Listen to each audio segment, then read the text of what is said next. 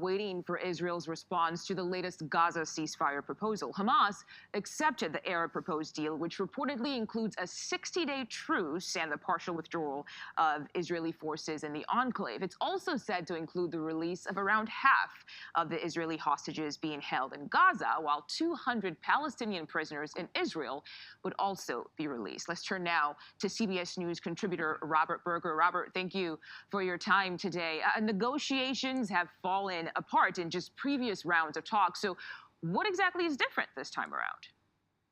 Not much. I mean, ironically, this is almost the same proposal that we've had on the table for months. It's called the Witkoff proposal, proposed by U.S. Envoy Steve Witkoff, calling for a 60-day ceasefire and the release of about half the living and half the dead Israeli hostages. We're talking about 10 living Israeli hostages that would be released during the ceasefire, and then an effort to try to negotiate an end to the war and get back the rest of the hostages.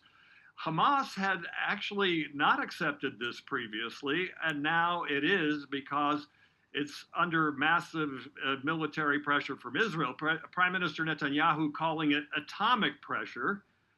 But then now Israel seems to be hardening its position, saying it doesn't want a partial deal that would see half of the hostages released, but rather a complete deal that would release all of the 50 hostages, dead and alive. And Netanyahu's far-right allies, they are demanding an escalation of the war, but there's also a pressure campaign from Washington for him to accept a deal. So you have to wonder which holds more weight at this time. Netanyahu's facing a lot of pressure from really all sides, but I don't think he's facing that much pressure from Washington. President Trump saying in a Truth Social message just a couple of days ago that the only way to get the release of the hostages is for Israel to destroy Hamas.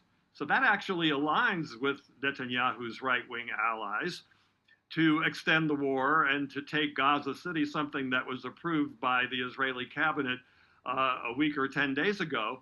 But now Netanyahu is facing a lot of domestic pressure from the Israeli public. We saw hundreds of thousands of people out on the streets this weekend, or I should say last weekend, calling for an end to the war. So I think maybe we'll see something in the middle, Israel stepping up the military pressure while intensifying negotiations for a ceasefire.